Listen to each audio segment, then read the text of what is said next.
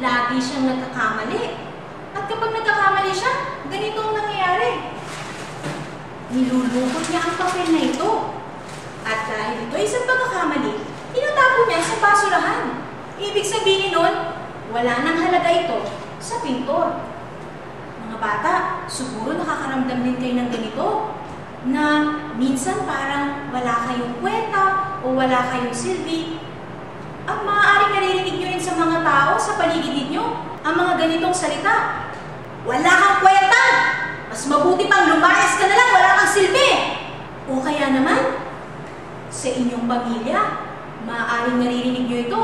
O kaya sa inyong paligid, sa inyong mga kapitbahay, sinasabihan kayo, mabuti pang hindi ka na lang pinanganak! Wala kang silbi, wala kang kwenta! Kung mga bata, masakit ito pag inyong naririnig. Minsan tumatanim sa inyong isip at sa inyong puso. Kung ang pintor na ito ay nagkakamali lagi at tinatapon niya sa basurahan, ang Diyos hindi nagkakamali. Mahalaga ang tingin sa inyo ng Diyos. Ikaw ay hindi isang pagkakamali. At alam mo ba, may mahalagang plano ang Diyos sa buhay mo. Nasa tiyan ka pala ng nanay mo. May magandang plano na ang Diyos sa'yo. Hindi ka isang pagkakamali. Ikaw ay hindi aksidente. Ikaw ay mahalaga sa paningin ng Diyos. At alam nyo, marami pa kayong matututunan. Katulad na lang ng talatang sasauluhin natin ngayong araw na ito.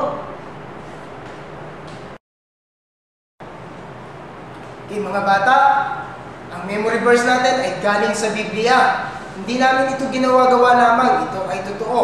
At ito ay nakasulat sa Biblia. Ang memory verse natin ay makikita natin sa Awit 139 verse 16. Kay mga batang babae, babasahin ko, pagkatapos ulitin ninyong lahat. Ako'y iyong nakita na, Ako'y iyong nakita na, hindi pa man isinilang. hindi pa man isinilang.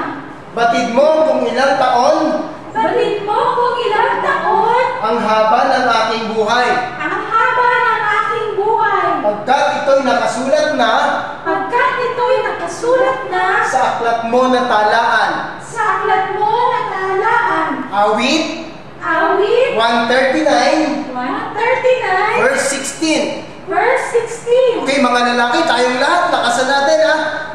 Ako'y iyong nakita na, Ako'y iyong nakita na, hindi pa man isinilang. hindi pa man isinilang.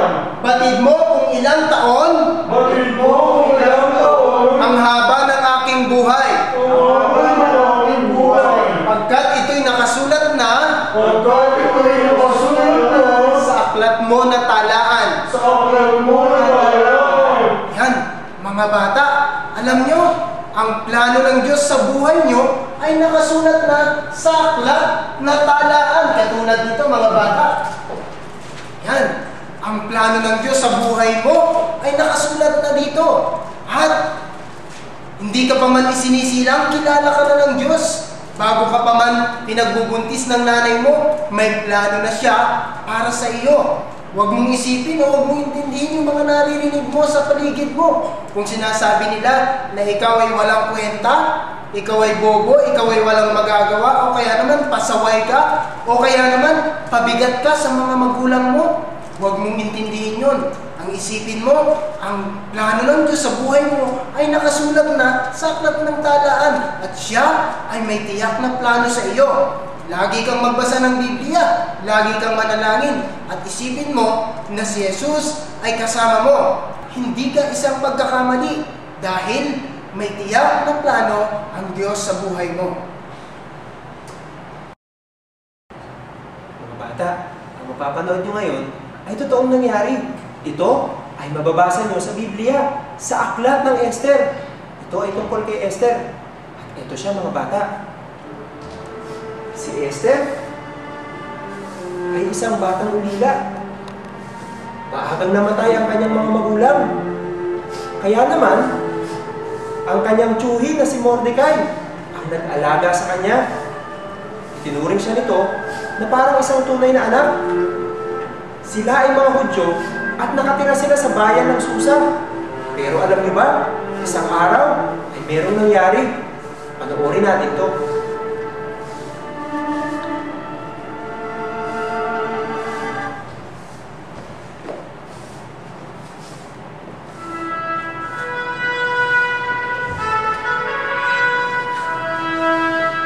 Isang anunsyo mula sa mahal na Haring Xerxes.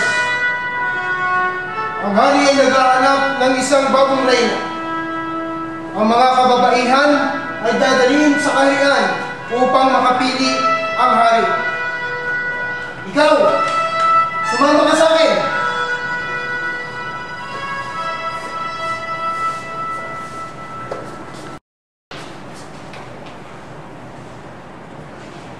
Mga bata, maaari namang pumili ng ibang babae si Haring Xerxes. Pero alam nyo, ang nagustuhan niya at pinili niya ay si Esther. Panoorin natin yung nangyari.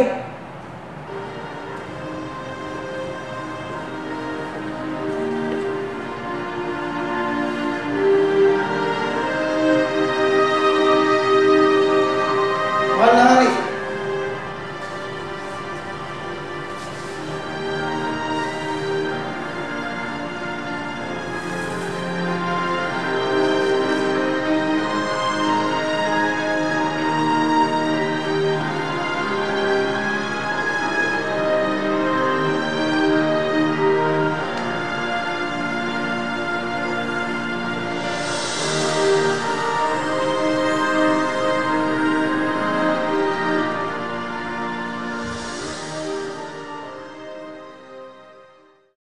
Pagkatapos koronahan ng hari si Esther, ay nagkaroon ng masayang selebrasyon sa kaharian.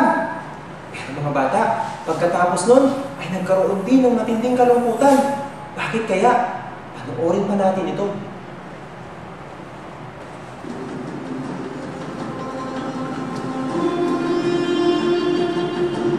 Hindi maaari ito. Isahero, ano na? Magandang balita. I-anunsyo mo na pagkatapos ng ika-13 araw sa ika-12 buwan na lahat ng mga Hudyo ay dapat patayin. Lalaki man, babae at pati mga bata. Dali at maaari niyo pang kunin ang kanilang mga ari-arian. masusunod ko.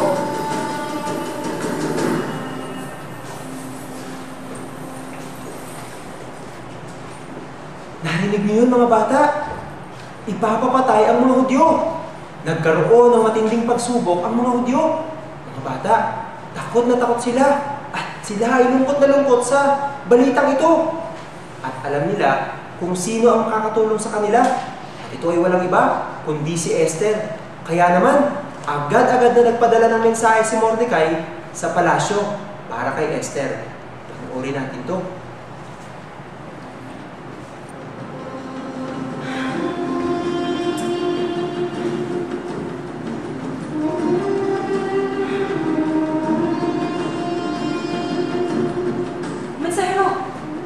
Mahalan, meron pong mensahe mula kay Mordecai na kailangan niyo daw pong pumunta sa mahal na hari upang humingi ng tawad upang ang inyong mga kasamang Hudyo ay maligtas. Naintindihan ko. Pero hindi ako pwede pumunta sa mahal na hari kung hindi niya ako pinapatawag.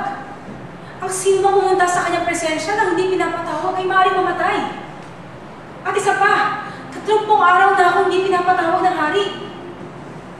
Iyon ang sabihin mo kay Mordecai. Masusunod ko, kamahalan.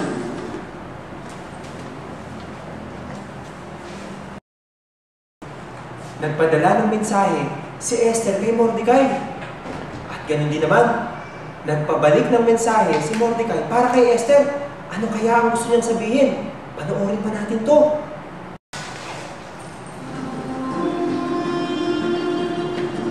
Ano kaya nangyari kay Mordecai? Kamahalan, Ano ito? galing po kay Mordecai.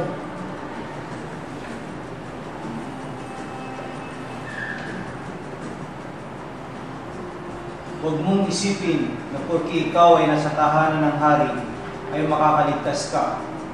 Kung ikaw ay mananahimik sa mga oras na ito, maaaring may dumating na tulong para sa mga Hudyo, ngunit ikaw at ang iyong pamilya ay mapaparusahan ng kamatayan. At maaaring nariyan ka sa posisyong iyan dahil sa bagay na ito.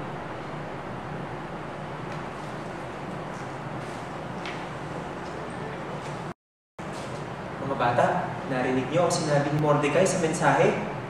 Si Esther, siya ay nilagay ng Diyos sa palasyo dahil mayroong plano ang Diyos para sa kanya. At ito ay ang iligtas ang mga kababayan niyang Hudyo. Mga bata, hindi na mahalaga kung saan nanggaling si Esther.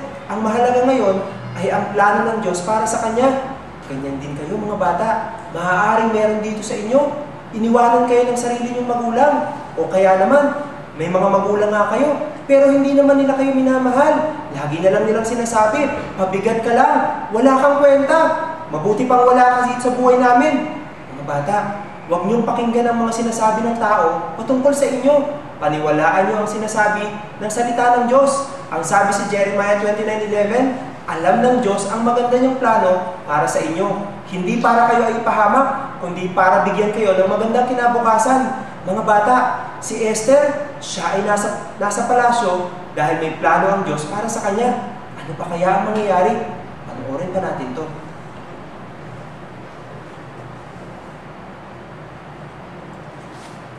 Tama si Mordecai. Lalapitan ko na ang hari. Bahala na. Mamatay na ako kung mamatay. Ngunit kailangan ko iligtas ang aking mga kababayang Hudyo. Mensahero! Kapahalan. May mensahe ako para kay Mordecai. Ito ang sabihin mo sa kanya. Tipunin niya lahat ng Hudyo sa Susa at sila'y manalangin mag-ayuno sa 3 araw. Iyon din ang gagawin ko. Pagkatapos ng 3 araw na yon, ako ay lalapit sa hari. Bahala na. Mamatay na ako kung mamatay. Ang mahalaga ay may mailigtas ko ang mga kababayan kong Hudyo. Susunod po, kamahalan.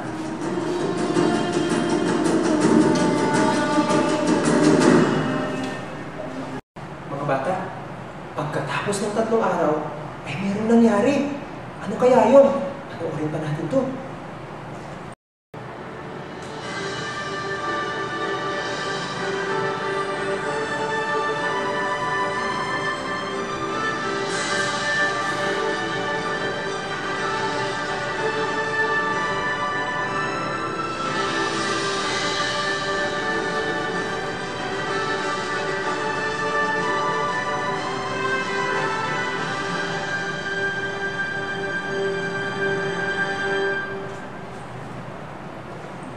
Bata, kinausap ni Esther ang hari at dahil dito, napigilan ang masamang balak ni Haman laban sa mga Hudyo.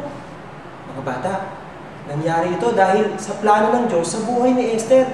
Ganyan din kayo mga bata. Huwag niyong isipin ang mga sinasabi ng ibang tao. Huwag niyong kakalimutan na may maganda at tiyak na plano ang Diyos para sa inyo. Mga bata, tandaan niyo na hindi kayo isang pagkakamali dahil palagi kayong nasa plano ng Diyos.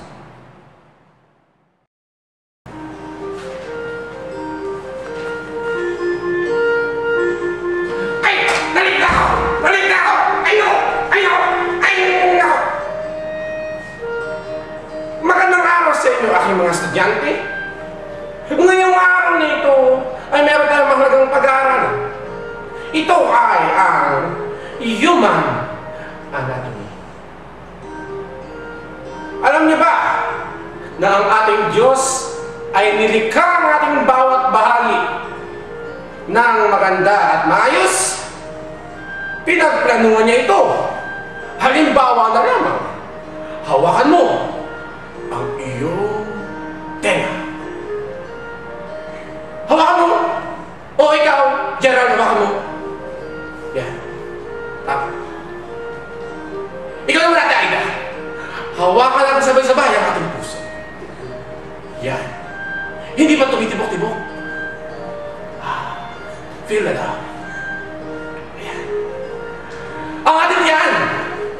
Ikaw, Daryl. Manda ka, Daryl. Hawakan mo yan dyan. Hindi ba nagugutom na kayo? Kakain na lang. Bawat bahagi ay pinagplanuhan na ginawa ng ating Diyos. Katulad ng katawan ng batang ito.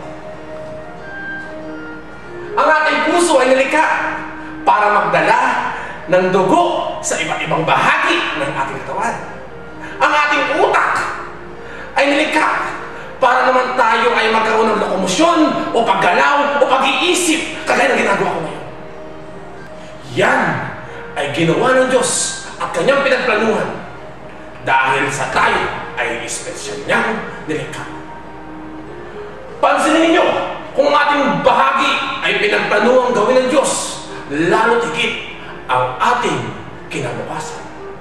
Alam niyo ba na ang ating Diyos ay pumunta na sa ating kinabukasan? Ginawa ito at tinapos ito para tayo ay mayroong magandang kinabukasan at paniniwalaan natin kung ano ang mga nakasulat sa Biblia.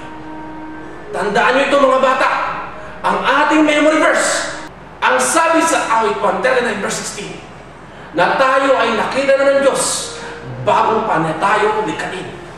At ang haba ng ating buhay ay nakasulat na sa kanyang talaan. Tandaan niyo mga bata na ang plano ng Diyos ay napakahalaga. Hindi ka isang pagkakamali sapagkat ikaw ay nasa plano ng Diyos at tiyak ang kanyang plano para sa buhay mo.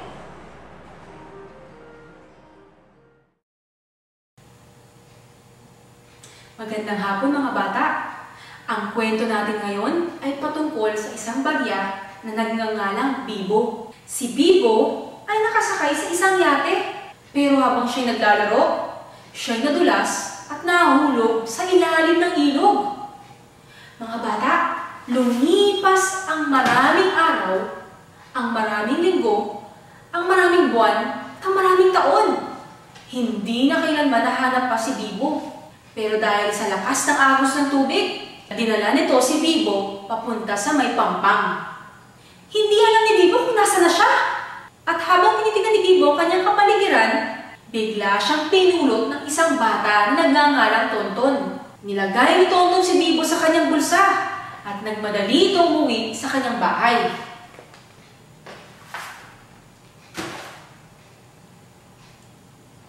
Pagkadating ng bahay, kinuha ni Tonton ang kanyang alkansya at doon hinulog niya si Bibo. Nagulat ang mga barya doon. Aba, may bago tayong kasama. Sino ka ba? Saan ka galing? Ang baho-baho mo. Yun ang sabi ng mga barya kay Bibo. Sumagot naman si Bibo. Hindi ko po alam. Basta pinulot na lang po ako at dinala ako dito. Sumagot pa ang isang barya. Pero teka, tingnan mo nga yung sarili mo. Bakit wala kang tatak ng katulad na sa amin? Kaiba-iba ka sa amin. Siguro peke kang barya. O siguro nagkamali yung gumawa sa'yo. O tama, isa kang pagkakamali. Mga bata, narinig niyo yun? Ang sabi ng mga barya kay Bibo, isa raw siyang pagkakamali. Siguro narinig niyo rin ang mga ganitong salita sa kapaligiran ninyo. Siguro may nagsasabi sa inyo, aksidente lang, bakit ka pinanganak? O di kaya sinasabihan kayo na wala talaga kayong kwenta, wala kayong silbi. Mga bata, alam ko masakit ito. Pero gusto kong tumingin kay sa akin. Hindi ito ang katotohanan. Dahil ang katotohanan ay ang salita ng Diyos. At sinasabi dito sa Jeremiah 29:11, alam ng Diyos ang plano na meron siya para sa'yo. Plano para sa ikabubuti mo at hindi sa ikasasama mo. Plano para bigyan ka ng magandang kinabukasan sa hinaharap. Ito ang paniwalaan ng mga bata dahil ito ang katotohanan. Hindi kayo pagkakamali. Kayo ay nilikha ng Diyos at meron siyang plano para sa buhay nyo. Balikan natin si Bibo. Maya-maya, nakaramdam ng paggalog ang mga barya sa loob ng alkansya. Yay! Pupunta tayo sa Enchanted Kingdom! Sigaw ng mga barya. Nagulat si Bibo. Anong ibig sabihin nito? Ibig sabihin, gagastusin na tayo ni Tonton para siya ay makapag-rides, makabili ng pagkain at makapagbili ng mga laruan. At yun nga ang nangyari. Pumunta si Tonton sa Enchanted Kingdom. At doon, nag-ride siya, bumili siya ng laruan, bumili siya ng pagkain. At nung siya'y nanguhaw, kinuha niya si Bibo upang ibayad pambili ng popsicle. Pero, nagalit yung tindero. Ang sabi nito, ano to? Niloloko mo ba ako? Hindi mo ito magagamit pambili ng popsicle. Hindi ito tunay na barya. Oh, eto, sa'yo na yan. Binalik ng tindero si Bibo kay malaking baryang ito. Hindi ko man lang magamit pambili ng popsicle. Ano kaya gagawin ko dito? Nakaisip siya ng ideya, mga bata. Pumunta siya sa makina kung saan nilalagay yung mga barya para lagyan ng tatak ng mukha ni Mickey Mouse. Yun nga ang ginawa ni Tonton. Pinasok niya si Bibo dun sa makina, pero ayaw magkasya. Inulit niya pa ito. Ayaw pa rin magkasya. Lalong nainis si Tonton. Nakailang ulit na siya, ayaw pa rin magkasya ni Bibo dun sa loob ng makina. Kaya sa inis niya, iniwan niya si Bibo sa makina. Lungkot na lungkot naman si Bibo. Pakiramdam niya, wala na talaga siyang kwenta at wala na siyang silbi. Hanggang sa dumating ang janitor. Habang ito'y naglilinis, nakita nito si Bibo. At sabi niya, parang namumukhaan ko itong barya na ito. Ito yung nawawalang barya na pinakita sa telebisyon kanina. Ha! I-report ko ito. Dali-daling tumawag yung janitor para i-report ang nawawalang barya na si Bibo. Maya-maya, biglang dumating ang lalaking nakaitim. At ito'y naka-shades pa. At kinuha nito si Bibo mula sa janitor. Tuwang-tuwa ang lalaking nakaitim. Nagpasalamat pa ito sa janitor. Nilagay ng lalaking nakaitim si Bibo sa loob ng isang maliit na kahon. Kinakabahan si Bibo. Ibilis ang pintig ng puso niya. At hindi niya alam kung anong mangyayari sa kanya. May naririnig siyang boses sa kapaligiran, pero hindi niya ito maintindihan. Hanggang sa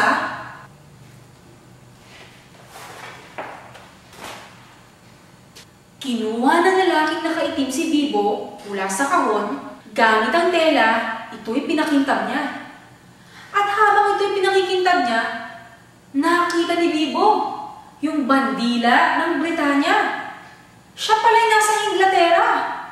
At sa tabi ng bandila ay salamin na lagayan ng mga barya. At nakalagay doon ang espesyal na alaala sa buhay ni Haring George. Ito pala ay mga koleksyon ng barya ni Haring George. Habang pinagmamasdan ni Bibo ang koleksyon ng mga barya, nagulat na lang siya dahil siya'y dinampot ng lalaking nakaitim at nilagay siya sa isang espesyal na unan. Mahal na hari, sabi ng lalaking nakaitim, inihahandog ko sa inyo ang inyong nawawalang barya.